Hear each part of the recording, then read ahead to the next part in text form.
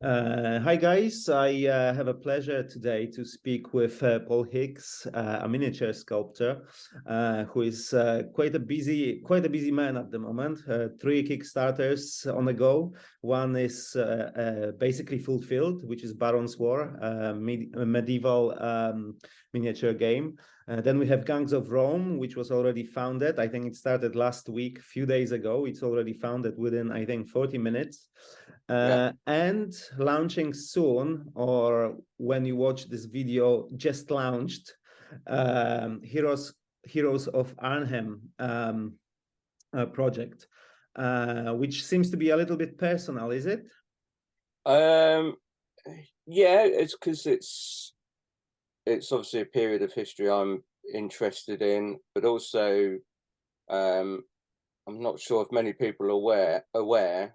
I and a friend, Simon Bardry, first started up a small company in about 2004 called Bolt Action Miniatures, Mm-hmm. and we sold that company to Warlord Games back in 2009.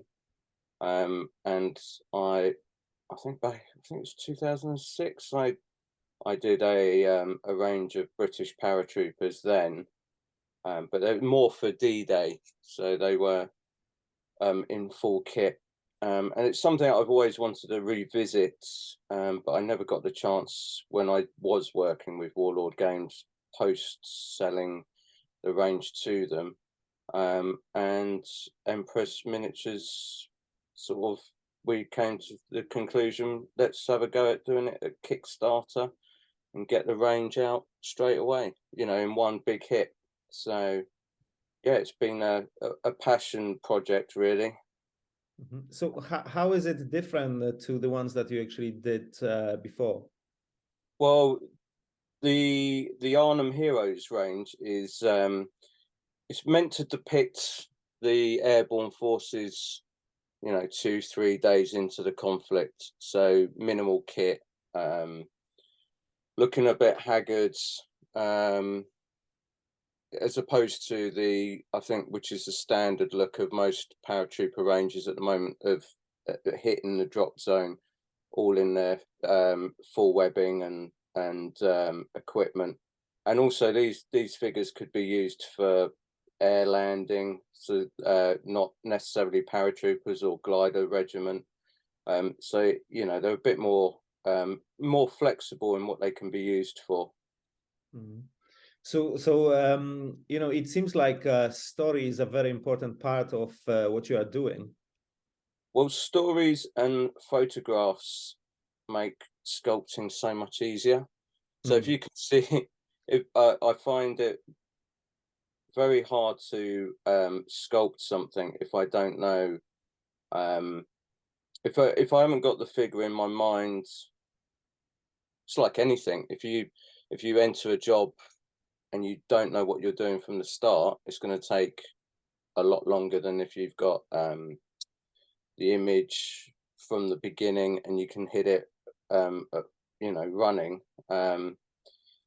So having a picture, an atmosphere, or something that you want to portray, and you can do that straight away, is it's such an inspiration, and it really speeds up the process and makes it more enjoyable. So I can get that character into the figure, because that's, even a lowly infantryman still needs some character. Mhm.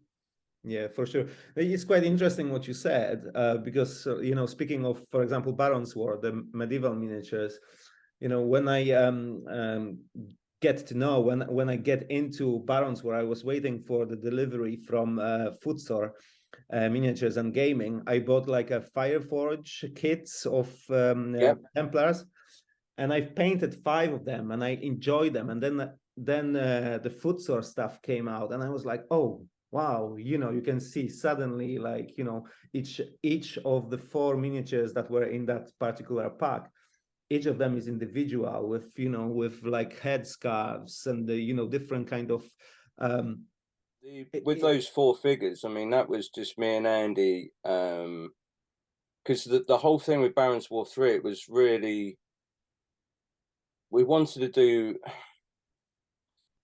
a small Kickstarter, and I really wanted to do, you know, some characters or some, you know, basically things that you can populate your tables with. So it wasn't going to be, we didn't actually think it was going to be that big a range, and then it grew, and then we thought, well, and then we came up with characters, the smith, and then out of the peasant pack, the villager pack, I did the little boy riding his hobby horse, and then we went, oh, and then, you know, his dad could be an old crusader, and then with like the priest of the village, he used to be a crusader, and then these Templars turn up that used to be, and then it all just snowballed, and everyone had their own little story, and it just makes, you know, those things make it so much more fun, and it's great to be able to fire off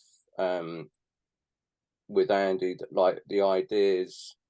We've been doing that with some of the Gangs of Rome figures that I've been doing for him. I have to say, Gangs of Rome is, I'm just the sculptor on this one. I don't. It's not actually my Kickstarter. So, oh, let me turn that down.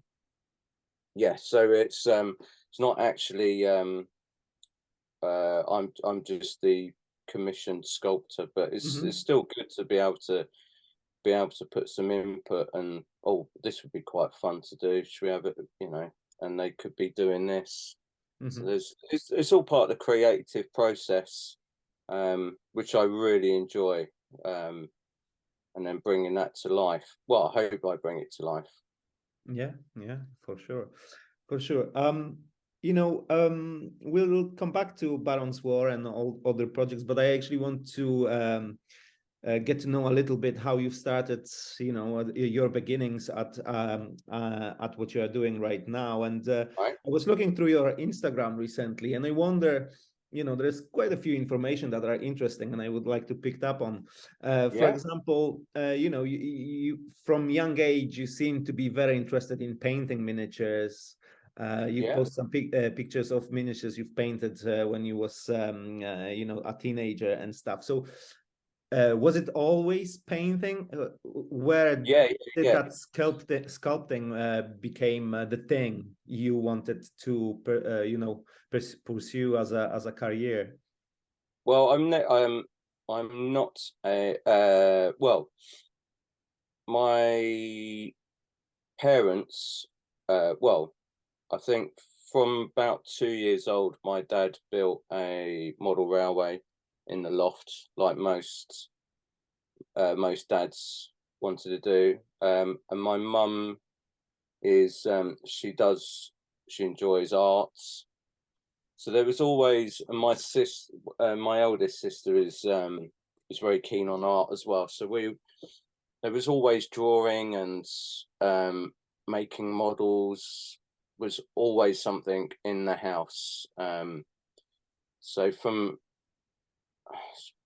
as even my earliest memory was being told not to go near the loft hatch in case I fell down while the model railway was being put together. You know, the baseboards were being put down and the construction of the railway was happening. So there's always that, and I've always made models. I've always been interested, not necessarily in history. Well, yeah, very well, yes, history, but certainly the same as people my age. I had a grandfather that served in the Second World War in Italy, so that was always an interest. But making models was the big part of my hobby time, and then from there I found Games Workshop basically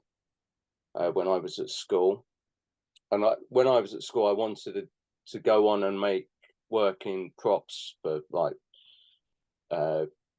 sort of Industrial Light and Magic was a big influence, and Star Wars obviously was a massive part of my life. So those were the things I wanted to be when I grew up. As it happened, I made a few wrong choices at college on what course I should be doing, lost interest, and then ended up working in Games Workshop as a part-timer and a full-time member of staff. Yeah, And that was in the shop, or yes, in a shop. So I work, yeah, a variety of shops in West London. Most of them don't exist anymore, so I don't know if that was a curse, but yeah, yeah, I think all of the shops I used to work in don't exist anymore. So from there, I learned how to, you know, sort of convert well, I would always chop up Tamiya kits to try and make different figures. Really interested in sort of Napoleonic uniforms, and then Airfix used to do some multi-pose Napoleonic figures at 54mm, so I would try to convert those into different regiments. Yeah, I was never satisfied with the stock figure. I wanted to change it in some way. So I think that's how I got an interest in sculpting. Mm-hmm. That's pretty cool. You are a traditional sculptor, I would say, right? You don't look Yeah. into digital sculpting. What is it about? What is it about traditional way of sculpting that you don't want to leave? Why? One, I see it as working in an office, and I consider what I do. I feel like I've retired from life, you know, retired early, because this is what I would want to do if, well, when I had a proper day job, this is what I did on my day off. So now I get to do my, you know, I'm retired apart from having to fill out tax forms once or twice a year.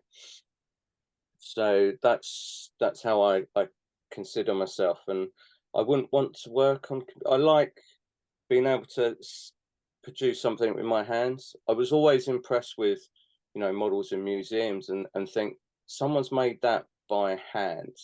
They've had to measure, and there was a magic about that. There's that, you know, it's so minute. Even if they've used a lathe or something to machine a piece, they've made it by hand. It's not had the help. I mean, some of the 3D stuff now is out is astounding what people can do, but it's not how I want to create my sculpts. And I know that there's a bit of a pushback against traditional sculpting methods, and you know, people like, come on, granddad, you know, get with the program. But I don't want to do it. I'd like being able to produce and challenge myself to be able to produce something by hand and by eye, as opposed to using a computer. Mm-hmm. Yeah, sure. There are pros and cons for everything, I assume, Yes. and you Oh, know, absolutely. everybody, yeah. Like for example, I get some models printed recently. They fell really as small, you know, they are in pieces, while the metal sculpt, you know, survives it. So from the perspective of a player, that's you know, and there are positives in there. Saying Yeah. that, I have thought about it for some items, you know, like straight edge pieces that I need to replicate, you know, weapons and hard edged things. I have thought about it, but Mm-hmm. definitely for organic, um, yeah, it's how I want to be able to carry on sculpting. Speaking about sculpting, actually, you know, looking at some of the images of your sculpts that are unpainted, you can see that you use certain elements of stuff you've sculpted before Yeah, in order to create something else. Is this just simply to speed up a process, or yeah. So generally, I will produce what's called a set of dollies. So Mhm, it will be, let's say if somebody wanted like Napoleonic infantry, if I had to make it each figure individually, the equipment wouldn't look consistent. So I generally make 5 or 6 figures without arms and heads, do all the equipment, really enjoy the process of sculpting that equipment and trying to make it as good as I can. And they get cast and then they come back, and then I will put sculpt new arms and new heads on each figure. And then that gives them the life of their own, because all of the hard work is done, and then I can get the enjoyable bit of putting the character into the figure. Now, if I've done some officers and they go off to be cast, generally they all come back in bits, and I have like bags of just broken figures. So instead of having to recreate maybe that officer figure where you'd only do one as a one-off, I can cut elements off, resculpt on, and then that can be cast up again. Mm-hmm. Yeah, that's so yeah. Instead of you know, doing the work again, I'll try and find a suitable figure and then use that as the base figure. How do you go about research? You mentioned a little bit about photographs, but you're not going to get photographs from medieval times. Do you go to museums? Yeah. Well, Gangs of Rome. There's a you're in Cardiff, is that right? Cardiff, yeah.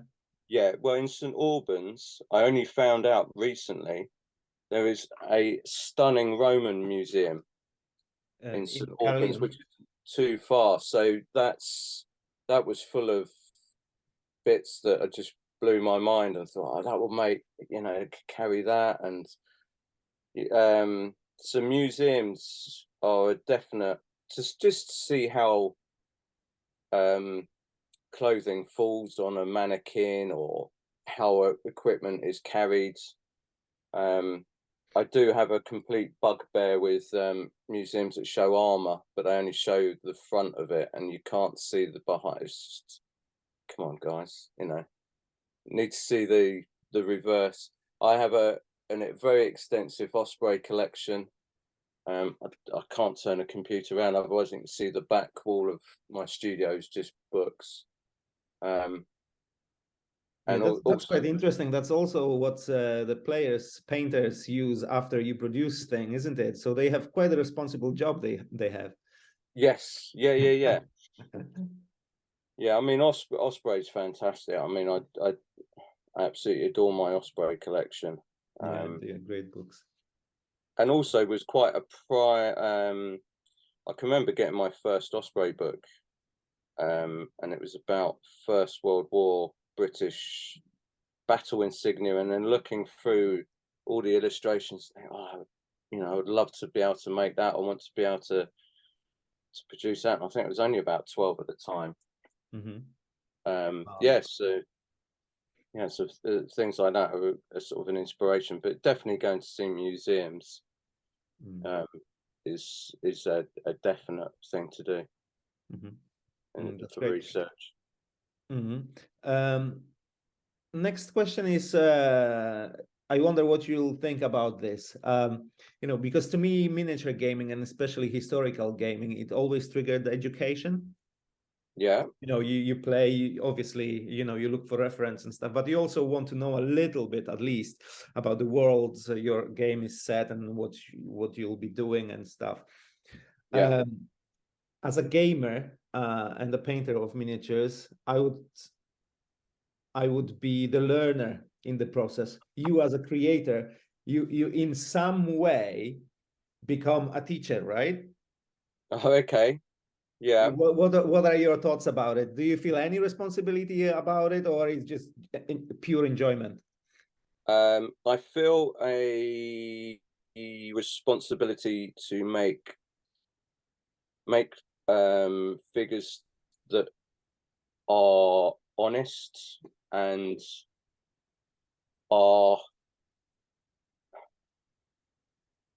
can have an integrity to show, especially like the Second World War stuff or the Vietnam War stuff.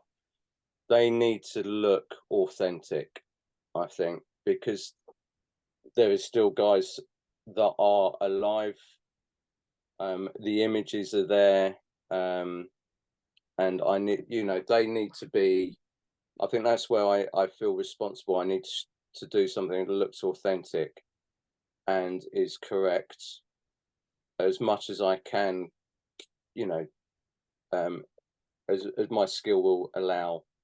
Obviously, other things like Gangs of Rome has a little bit of artistic license, but for the historic ranges I do, I want them to be as authentic as possible. I want the equipment to be as correct as possible, because I feel that's where my responsibility, I feel, lies.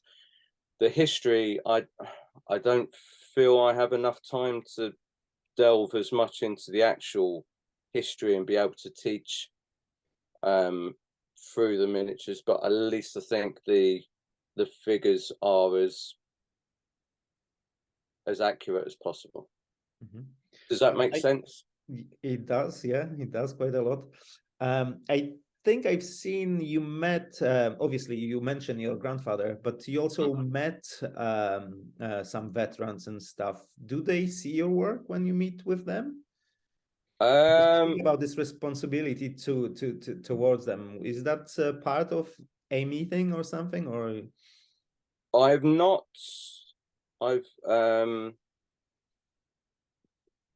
can't remember having a veteran see any of my work.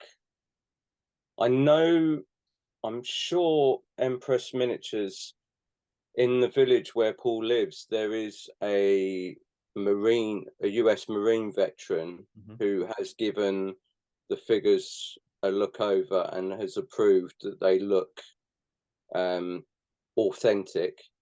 Sorry. Go on. I have met a RAF veteran. I've given him a model of a plane that he flew, and he approved. But that's not military. That's not figures. So, yeah, I think that's the only case of where they have been, somebody of the period has had a good look over them and given them the seal of approval. Yeah, actually, I was looking at some of the minis of your Vietnam range. You have like guys in Levi's jeans and.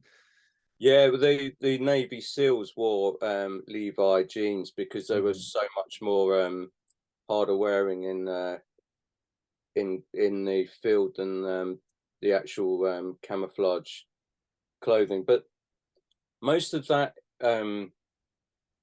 comes from the person that's commissioning the work. So a lot of the actual research will come from the person that actually wants the figures. So because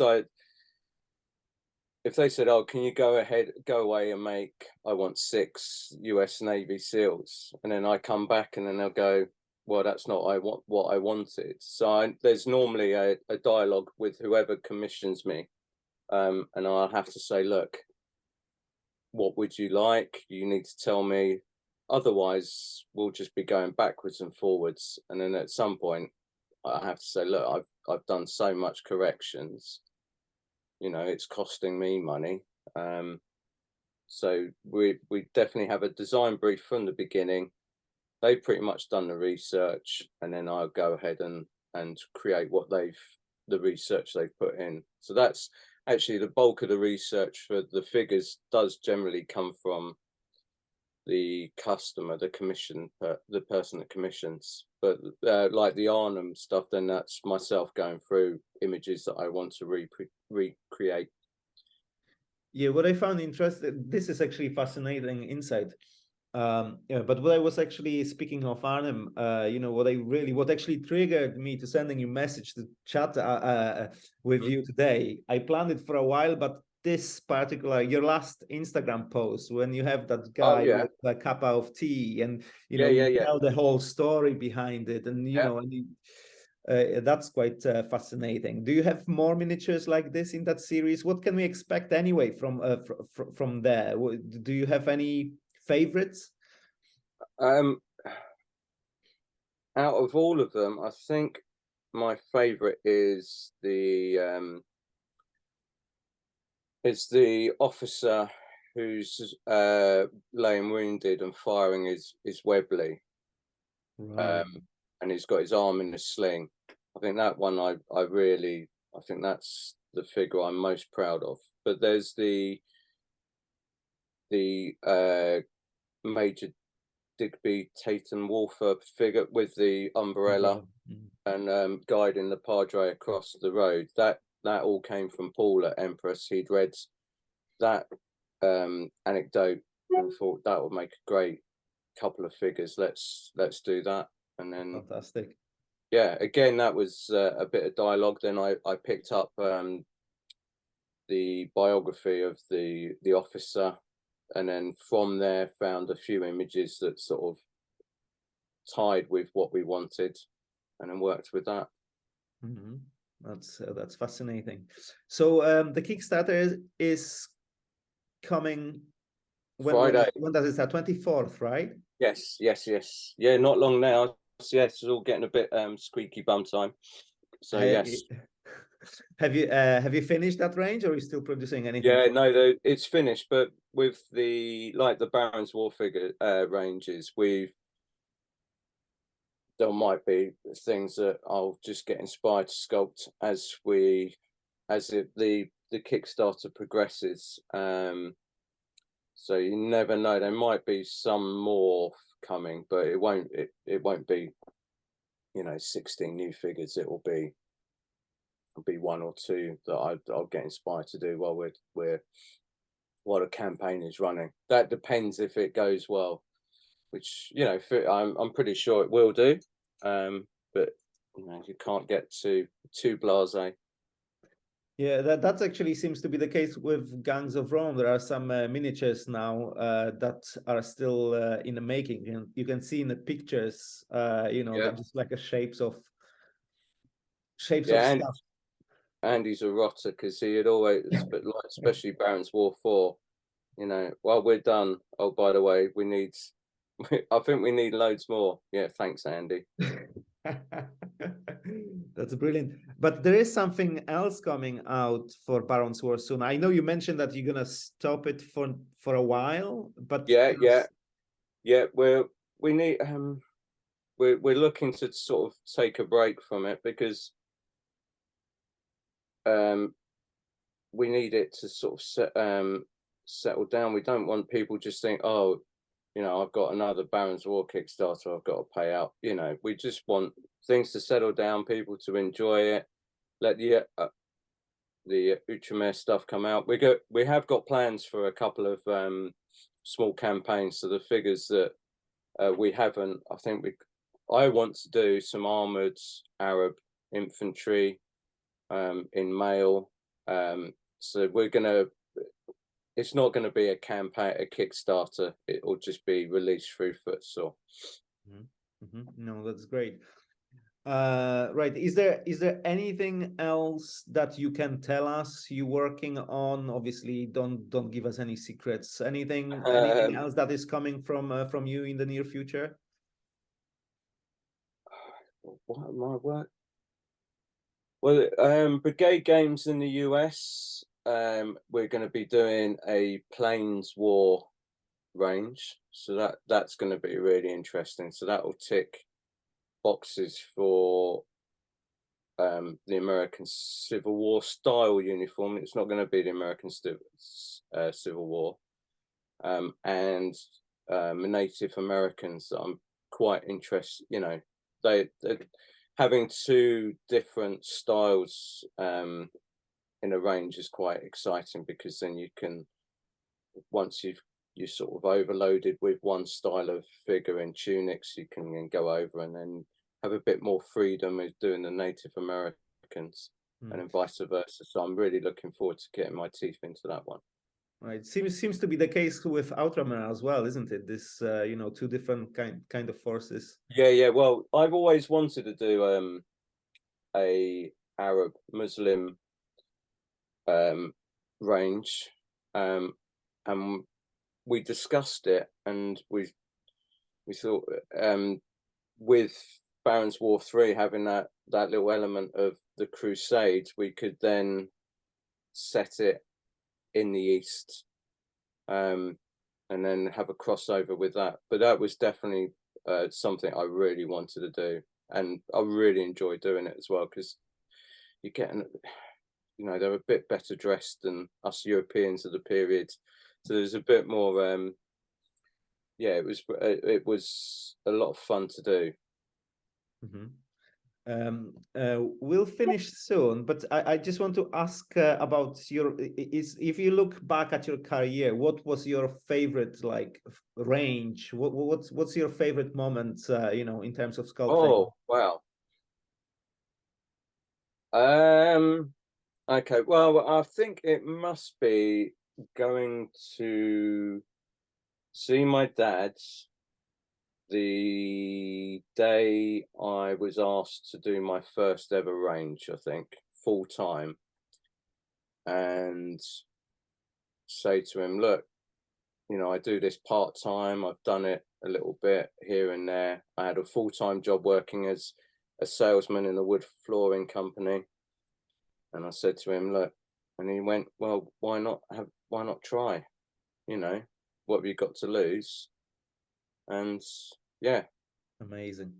Yeah, I think that's probably, and I think, yeah, that was 20 odd years ago now. So yeah, I think that's great. probably my favorite moment. You know, he's having that permission to go ahead and do what I wanted was yeah, was fantastic.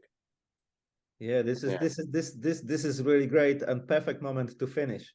Oh, thank you. Well, it's been Perfect moment to finish. I just want to say, you know, one more time, you know, about your Kickstarter coming. I will be definitely supporting it, as I oh, have. thank you. I have an army of. I actually paint them as Polish troopers, Oh, yes, paras. of course. You know, I'll be looking forward to that. I enjoyed that conversation, a really good insights, you know, to storytelling, but also techniques and you know, how a sculptor works. So I appreciate your time. That was No brilliant. problem. No, I loved it. Thank you. Thank you very much.